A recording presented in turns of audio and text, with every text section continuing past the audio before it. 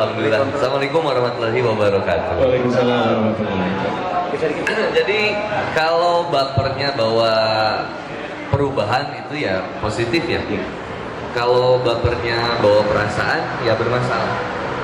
Kita itu terkadang membesarkan rasa, bukan merasakan kebesarannya. Iya, terkadang kita membesarkan rasa tapi tidak merasakan kebesarannya. Jadi kalau kita membesarkan rasa semuanya jadi masalah. Istri jadi masalah, pekerjaan jadi masalah, sahabat jadi masalah, ya semuanya jadi masalah karena kita membesarkan rasa. Rasa itu kan ada takut, sedih, dikecewakan. Makanya ada lagu ya, mohon maaf itu. Takut tambah dewasa, takut aku kecewa. Padahal pasti itu kita pasti akan dipertemukan dengan dua fase kehidupan, bahagia, sedih, kan gitu ya. Kemudian kita akan ketemu dibahagiakan, disakiti, gitu ya. Dibersamai, ditinggalkan, kan gitu. Tapi kalau kita merasakan kebesarannya, kita nggak akan baper bawa perasaan. Karena kita mengerti bahwa semuanya sebuah ketetapan dari Allah. Seperti yang di Quran surah Al-Baqarah ayat 216 kan gitu ya. Sesuatu yang baik menurutmu belum tentu baik menurut Allah. Sesuatu yang bermasalah buatmu belum tentu bermasalah buat Allah. Jadi Allah itu lebih mengetahui kadar yang pas untuk manusianya. Bisa jadi hujan itu sebuah kebaikan, cuman kita membencinya. Kita lagi naik motor, hujan. Karena kita membesarkan rasa, akhirnya kita mengeluh, wah kok hujan? Saya nggak mau hujan. Kalau membesarkan rasa. Tapi kalau merasakan kebesarannya, kita bakal doa, Allahumma shayyiban nafi'an, karena berkah. Begitu juga istri, ketika istri cerewet, bawel, nyebelin, ada posisi gitu ya, nggak selalu kayak gitu kan. Karena istri itu ya gimana suami juga. Betul. Kalau suaminya nggak banyak masalah, ya istri juga nggak akan bikin masalah. Ya gitu. Nah, ketika istri bermasalah pun kita akan merasakan kebesaran bahwa marahnya istri bisa jadi itu sinyal dari Allah untuk melatih kesabaran kita, kan gitu. Kalau dulu mah kita emosi aja. Contoh macet bermasalah, masalah. Kalau kita membesarkan rasa, tapi kalau merasakan kebesaran nggak akan cari siapa yang salah. Dipakainya jadi zikir. Di sini mungkin ada banyak pegawai Pawon Pitu yang belum nikah, kelihatan dari wajah-wajahnya. Cung yang belum nikah. Wajah-wajah sering berjuang walaupun akhirnya terbuang. Rungkat teh Ya kan, gitu ya. Kalau kita membesarkan rasa, kita akhirnya akan selalu kecewa dan selalu bilang bahwa Allah tuh nggak adil. Allah nggak ngerti apa yang aku rasain. Sampai bilang semuanya nggak ada yang ngerti. Akhirnya kita nggak mau nurut sama Allah, kan gitu. Coba yang masih pacaran, mau sampai kapan coba? Terus disakiti. Kan pacaran itu hanya sok singgah dulu. Sok. Pak duduk mana. Sok yang mau putusin pacarnya sekarang saya kasih 5 juta. Sok. Berarti Video call tapi. Ya, yang pacaran itu kan hanya menunggu waktu untuk tersakiti. Sebenarnya ya, kalau kita ini. Tapi kalau kita merasakan kebesarannya, kita bakal sabar. Makanya indah kehidupan ini sebenarnya tergantung dari bagaimana kita mengelola rasa. Nah, kalau rasanya bapernya itu bawa perubahan, ya ini satu. Ada proses hijrah, ada proses peralihan. Kan kata Abu Bakar, hijrah itu adalah berpindah dari sesuatu yang buruk kepada sesuatu yang baik. Sederhana. Secara kalimat sederhana, implementasinya susah. Berpindah dari sesuatu yang buruk kepada yang baik kan butuh proses. Kadang orang suka banyak protes, sehingga akhirnya kita nggak mau memprogres, akhirnya nggak sukses. Makanya dalam sebuah perubahan itu perlu sahabat, perlu teman, perlu seseorang yang ngingetin. Kalau kitanya pengen baik, Allah itu bakal Allahumma zidni hubaka wa hubbaman ahabaka wa hubbama yuqaribuni ila hubbi.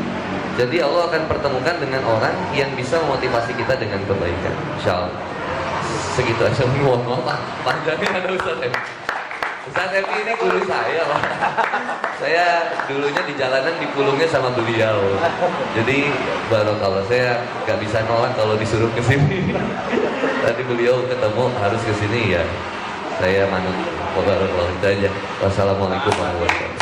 Waalaikumsalam warahmatullahi wabarakatuh. Ini walaupun sedikit tapi tadi luar biasa kuatnya. Jangan terlalu terbawa perasaan, misalnya membesarkan rasa tapi tidak membesarkan merasakan kebesaran. Luar biasa ini ya. Dan juga terkadang Ustaz, ini kan tadi juga ketika kita sudah mengetahui bahwa beralih dari yang baik ke dari yang buruk ke yang baik, terkadang ketika seorang yang sudah hijrah, permasalahannya adalah dari orang-orang terdekat, terutama keluarga. Tidak sedikit ya seperti itu, karena merasa sudah apapun yang dihadapannya baik, oh ini baik menurut Allah. Terkadang yang terlihat buruk pun, oh ini mah kayaknya tidak baik nih untuk kita. Contoh nawe ke istri gitu ya, atau ke pasangan, nah istri terbaik apa harus tinggalkan mencari yang lebih baik gitu, atau seperti apa? Ada kondisi seperti itu terkadang ya, puasa itu. Tantangan hijrah itu ada 8 step atau ubah 24. Kulingkana aba hukum jikalau bapak-bapakmu disebutannya ente, istri-istrimu yang istrinya 2, ini cuma tersebut. Perdaganganmu, di bisnismu, kendaraanmu, sawaladang, ada 8 lagi atau ubah 24. Lebih engkau cintai daripada Allah, Rasul, dan berjuang, berjihad bersungguh-sungguh di jalannya, kau tidak akan merasakan tenang, nuaya, bingung, umarurung, umaregu, melo, risau, galau, resah, gelisah, gundah, gulana. Yaitu karena tidak lelah, karena kebendaan. Maka bicara hijrah, komitmen. Lihat Ibrahim bagaimana beliau diuji dengan harus menyembelih anaknya, meninggalkan istri yang dicintainya, tapi tinggali batinnya. Yakin Allah tidak akan mencelakakan. Ibrahim nggak tahu kalau api akan menjadi dingin. Ismail alaihissalam nggak tahu kalau disembelihnya nggak bakalan jadi.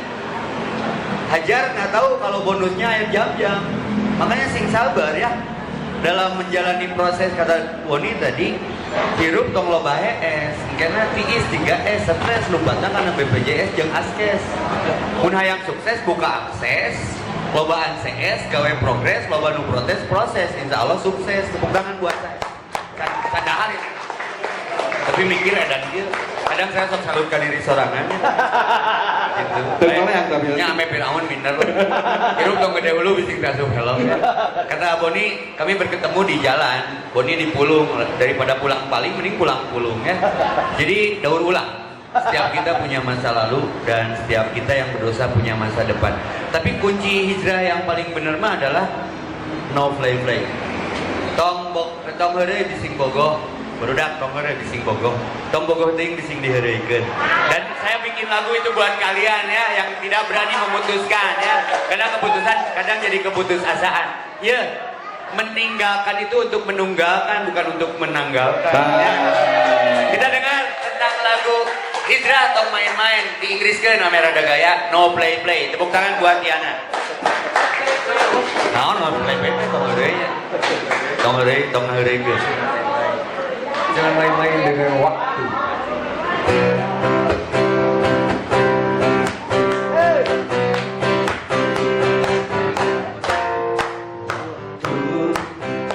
Tak akan henti melaju, bergerak tak ragu-ragu, meskipun kita teriak tunggu. Sungguh manusia akan merugi bila tak saling nasihati, terlena duniawi. Dunia hanya sementara. No play, no play, no play, no play, no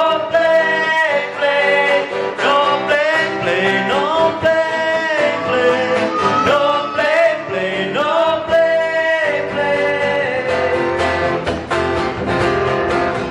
Waktu tak akan henti melaju, bergerak tak ragu-ragu, meskipun kita teriak tunggu.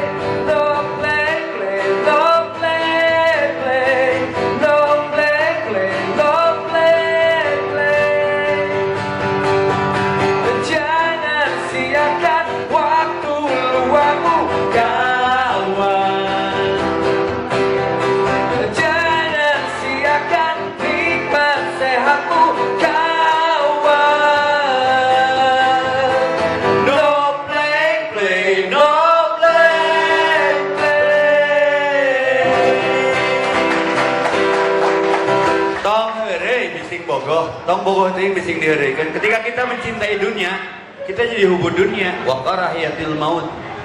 Sementara dunia ini akan meninggalkan kita dan akhirat akan mendekati kita. Jodoh jeung ajal mah bedasna tipis kulit aribon. Ajal mah ngabongohan, jodoh mah ngabongohan. Maka boga beungeut teh seuseuh. Rawat, lain diedit. Ieu mah korban Oppo, mun dipoto teh eueuh pori-porian. Tera da perlu jeung Huawei nya pipo ka dituna digarala kamera teh. Rek kitu wae nya aya ningali kieuna dina sosmedna glowing ningali kieuna gulawi. Nya aya dina Facebookna gareuli camperetik ningali kieuna camperego. Berarti banyak dipermainkan kehidupan, bukan memainkan kehidupan. Memang dunia ini senda gurau, lahun walaib. Tapi jangan coba-coba mempermainkan yang ruang dan waktunya terbatas ajal. Semua ada kadaluarsanya. Semua ada expired.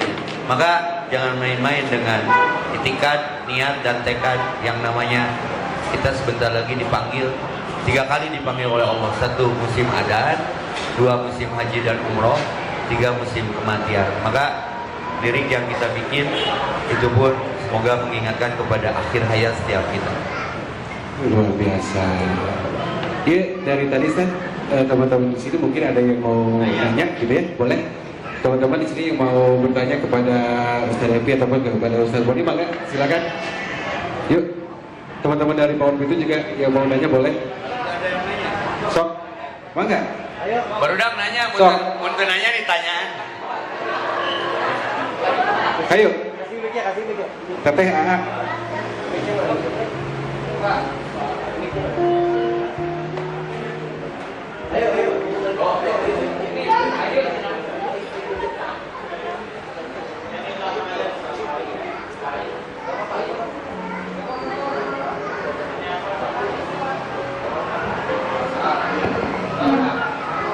Sok, nanya apa aja bebas dah. Sok.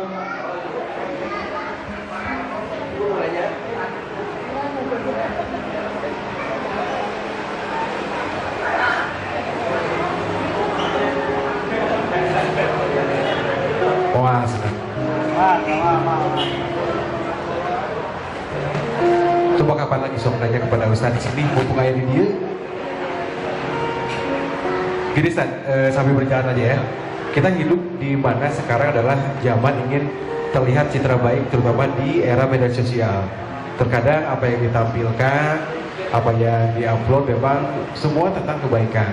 Terkadang, apalagi anak muda zaman sekarang yang dimana kemarin sempat tuh ada isu bahwa Instagram, WhatsApp mau diblokir, itu wah rasanya Allah kumaha ieu, Allah kumaha ieu. Nah ini gimana untuk nambah lagi orang bahwa eta baik-baik saja gitu, bebaturan loba gitu. Nah ini bagaimana Ustaz untuk sitkom seperti ini di era zaman sekarang? Ada yang mau naros? Sok, ditampung heula. Assalamualaikum warahmatullahi wabarakatuh. Sekali kota Rasul Pak Ustaz, ini teh untuk zaman ayeuna yang memberikan kejelasan perkawis bid'ah. Maka bid'ah teh pabagi sekarang budaya. Nah itu sakit wae Pak. Assalamualaikum warahmatullahi wabarakatuh. Juara tepuk tangan buat penanya. Deet tapi ngepret, selendik tapi nyiwit.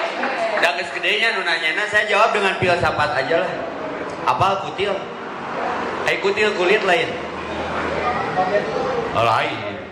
Mun bagian dina kulit berarti jelma wajib boga kutil. Nyaman tuh kalau kulit ada kutilan. Tulisannya nggak jauh, seperti Boni sering ngomong usia itu usai. Kutil mah lain kulit, tapi sesuatu yang nempel dari kulit. Kategorinya tumor. Mun dicabut nyeri tuh. Karena sudah jadi bagian dari kulit, makanya bid'ah bisa diartikan yang tadi teh budaya, kearifan lokal. Bid'ah mah sesuatu yang lebih dari pokok. Islam itu sudah sempurna, tersampurna dari mun ditambahan yang dikurangan. Kaci situ, kaci saat di jalan panggil jeung si mama, sakitu we di pusat mah. Nah, untuk pertanyaan kedua tentang keresahan bersosial media, takut di blog, takut di banned, bla bla bla, itu spesialisasinya yang lagi jadi korban ini. Bagaimana? Ya, ini mah ini ya. Sosial media mah kan sudah jadi kehidupan kita ya. Tapi ada gejala psikis kan. Namanya FOMO. Jadi FOMO itu feeling of missing out. Jadi ketakutan kehilangan momen. Jadi sedikit-sedikit pegang handphone. Jadi sedikit-sedikit pegang handphone, sedikit-sedikit pegang handphone. Nah itu tuh ada penyakitnya. Nah itu kalau udah kayak gitu, itu udah ada gejalanya. Salah satunya kita lebih khawatir ketika misalkan makanan nggak difoto, kalau datang nggak ini. Nah itu, atau ketinggalan handphone tuh kayaknya resah banget. Sebenarnya itu udah masuk ke gejala FOMO.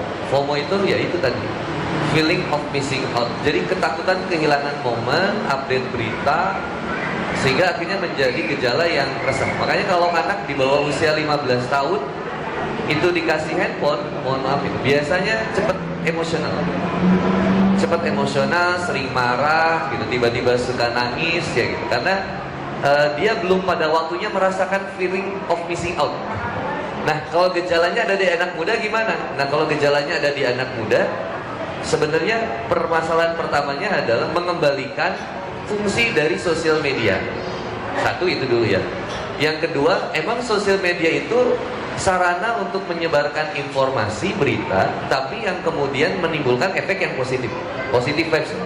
Nah ini Islam itu udah jauh-jauh hari ngatur tentang sosial media, termasuk yang di Quran surat Al-Hujurat itu yang tentang untuk cross check setiap berita yang datang. Untuk kemudian kita cross check dulu seperti apa kedudukannya, baru kemudian informasi itu datang dari orang yang pasti kan gitu ya, harus ditabayunkan, harus diobrolin lagi, jangan ditelan bulat-bulat gitu. Itu yang bikin nantinya kita malu sendiri. Nah, kekurangan kita itu kan tidak mau mengunyah informasi. Nah, ini yang jadi permasalahan yang pertama.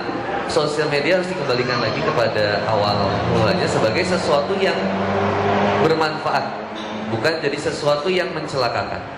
Islam udah ngatur tentang penyebaran informasi, bahkan tentang menjaga lisan. Karena tulisan itu akhirnya sekarang menjadi lisan pembicaraan kita. Nah, yang berikutnya ada orang yang ya mungkin sama kayak Handi Boni atau Ustadz Evi, bagusnya di sosial media, aslinya belum tentu lebih baik daripada Instagram. Bisa jadi yang masuk surga Instagramnya ya, karena Instagramnya soleh bisa. Kita tuh nggak mungkin lah posting sesuatu yang buruk lah. Mohon maaf ya, normal manusia ya, nggak mau posting sesuatu yang memperburuk diri kita atau memperlihatkan diri kita buruk. Kita pengen orang itu tahu bahwa kita itu baik ya. Tapi lebih jauh dari itu sebenarnya bukan sekedar memperlihatkan diri kita baik, tapi kita pengen orang merasakan kebahagiaan yang kita rasain juga. Jadi beda tipis antara sombong dan pengen ngajak orang ini sama-sama bahagia. Makanya saya tuh pengen ngebayangin kalau sosial media isinya tuh positive vibes semua gitu. Ada ayah yang seneng sama anak-anaknya ngumpul.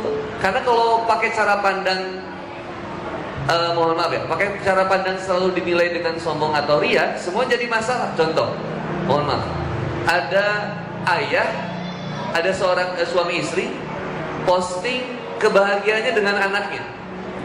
Buat bagi orang yang sebagian sensitif mungkin akan bilang ini, jangan usah diposting lah kebahagiaan orang tua sama anaknya. Coba pikirin dong, ada orang yang gak punya anak sampai sekarang.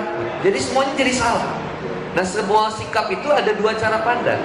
Bisa benar, bisa juga salah. Dan setiap orang bebas mau cara pandangnya apa.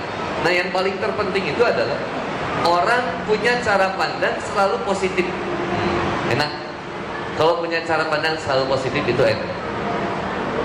Yang repot itu selalu cara pandangnya negatif. Lihat yang kayak gini, Ustadz Evi misalkan suka posting kan. Kalau Ustadz Evi postingnya suka banyak bercanda ya, heureuy.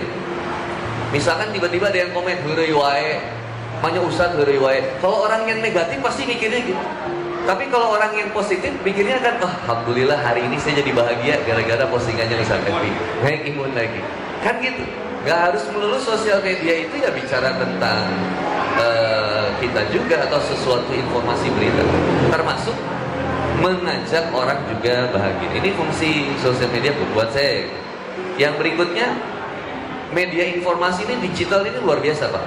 Kalau kita ngebayangin tahun 2000 atau 1998 itu kita nggak pernah kebayang tuh tahun sekarang tuh kita bisa ada video call, ada Zoom, ada itu pembelajaran online, nggak kebayang. Tahun 98 tahun 2000-an. 10 tahun dari situ, 12 tahun dari 2 tahun 2000 ya berarti. Bener ya? begitu ya? Mbak, kenapa Mbak jadi ngahulen gitu? Serangnya.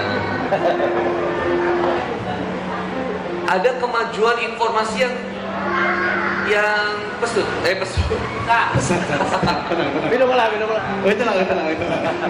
Yang pesat. Sehingga akhirnya sesuatu yang nggak kebayang jadinya terjadi sekarang. Coba kita bayangin Pak, 5 sampai 10 tahun ke depan akan ada apa di teknologi kita? Wah Pak, saya kebayang Pak, sekarang saya udah mulai kebayang. Sedikit ya Pak, pentingnya anak untuk mengenal digital informasi menjadi bagian dari kehidupan dia. Kalau kita emang udah nggak suka Pak, kita lihat laptop lama-lama mungkin sebagian orang udah nggak nyaman. Meeting lewat Zoom, kajian lewat Zoom nggak enak. Tapi buat generasi Z, Alpha itu menyenangkan karena mereka sudah biasa hidup dengan digital. Maka kalau saya bayangin 5 atau 10 tahun ke depan, ya udah gitu aja. Maksudnya 5 atau 10 ke depan penting banget kita punya pendidikan digital supaya kita bisa menempati pembelajaran digital. Terakhir mungkin ada satu buku Pak, satu buku itu judulnya World is Flat. Ini ngeri. Jadi disebut world is flat, bahwa dunia itu sekarang jadi rata. Maksudnya apa? Bukan dalam bentuknya bahwa bumi itu datar, tapi dimaksud dengan world is flat itu akhirnya adalah ada orang yang lulusan S1, S2 tapi nggak berkualitas, kalah sama lulusan SMA yang punya skillnya banyak misalkan ya. Mohon maaf, saya bukan mengkritisi akademisi, enggak. Saya juga orang akademis. Tapi maksudnya di sekarang ini Pak, bisa jadi kejadian mahasiswa itu bisa jadi lebih pandai secara keilmuan daripada dosennya, karena dia udah bisa search programnya dari YouTube atau dari Google. Coba apa aja ada di Google. 2 tahun dia bisa menguasai lebih dari 3 bahasa. Permasalahannya kenapa kita nggak bisa? Karena kita nggak memanfaatkan teknologi sebagai media pembelajaran, kan gitu. Nah, yang berikutnya apa Pak? Masalah di anak muda dengan sosial medianya. Tren Citayam. Ya, luar biasa. Sampailah didaftarin ke HI ya. Bonge, JJ. Oh iya, Bonge JJ. Ini tren Citayam. Iya, Selebeo. Tren Citayam kan bisa dipandang dari 2 sisi. Orang mau lihat negatifnya, ya ini sesuatu yang nggak penting. Tapi bagi orang yang positif mungkin menjadi sesuatu yang penting. Masalahnya kalau kita mau mempelajari ini jadi kemudian karakter anak muda, kalau mohon maaf ya, cara pandang saya, anak muda itu kebanyakan sekarang kehilangan passion Pak. Bukan fashion ya, tapi passion. Dia nggak punya passionnya. Contoh, main game. Ada anak kita usia di atas 17 tahun Pak. Main game sering, futsal ikutan, basket ikutan, terus nongkrong di tempat kopi suka ngopi, kuliah jalan, bahkan ada kerja part-timean misalkan. Pertanyaannya, passionnya sebenarnya apa sih gitu? Kok semuanya di gitu? Main game dia nggak jadi ahli, jadi seneng kopi pun dia nggak jadi ahli, dia kuliah pun dia setengah-setengah. Akhirnya ketika masuk ke dunia kerja, no skill. Dia baru sadar ketika dia ada di usia 28, 30 tahun, akhirnya baru sadar bahwa sayang banget, dulu saya nggak mendalami ini, mendalami itu. Misalkan mohon maaf ya, kita sama lah. Kalau misalkan passionnya kita, Kang Yana passionnya di bermusik, ya berarti Kang Yana udah temuin passionnya. Gak usah kemudian Kang Yana cari ustadz, nanti kita nggak ada jadwal gitu. Cari passionnya aja kan. Kita coba TTAA kita, mohon maaf ya, kita cari passionnya. Passionnya apa? Nah kalau kita mau lihat 5 tahun, 10 tahun ke depan tadi, berarti kan tentang digitalisasi produk misalkan ya. Digital itu menjadi salah satu passion, bisa jadi salah satu passion. Dan itu jadi konsentrasi kita untuk memanfaatkan potensi yang diberikan sama Allah. Bahwa teknologi ini adalah datangnya dari Allah. Dan gimana caranya kita memanfaatkan teknologi ini supaya kita bisa benar-benar beribadah kepada Allah dengan setiap postingan kita dan yang lain. Saya terakhir mungkin menitipkan aja Pak, generasi anak di usia 15 tahun ke bawah, daripada dikasih handphone, mending kasih laptop deh. Kalau laptop itu bawaannya belajar, learning something. Tapi kalau handphone bawaannya playing something. Jadi kalau kasih laptop, dah. Dan yang berikutnya, ajak anak untuk terlibat terhadap apa yang harus dia klik, dia harus cari. Mohon maafkan, orang tua sekarang kadang nggak kreatif gitu. Anak nangis kasih handphone selesai. Padahal efek psikologisnya ngeri, nggak akan respect sama orang tua. Makanya mending kasih laptop aja supaya dia belajar, tapi ajak dia untuk membuka sesuatu dan belajar tentang sesuatu. Setiap anak punya passionnya masing-masing. Makanya saya sepakat lah ketika pemerintah lagi menggulirkan kurikulum merdeka. Artinya dari semenjak dini anak itu udah mulai dijuruskan sesuai minat bakat. Itu udah keren. Tinggal kerangka ilmu iman keislaman agamanya yang harus kemudian kita berikan juga. Jadi sosial media bagi saya ya itu tadi lah. Jadi kebaikan di tangan orang yang baik. Sama kayak pisau. Kita nggak pernah bisa mengharamkan pisau.